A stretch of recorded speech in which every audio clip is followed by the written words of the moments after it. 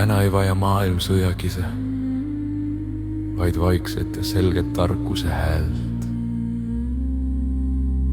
Piibel ütleb, mu rahvas hukkub teadmise puudusel.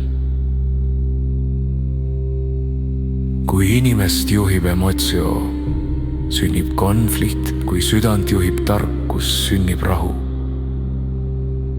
Ükski rahvas ei saa tõelist võitu, kui hind on tema laste elu.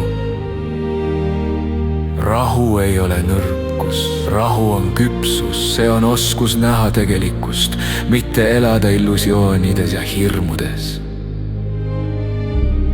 Jumal on rahu Jumal ja seal, kus inimesed kuulavad tema häält, seal valitakse elu, mitte hävingut.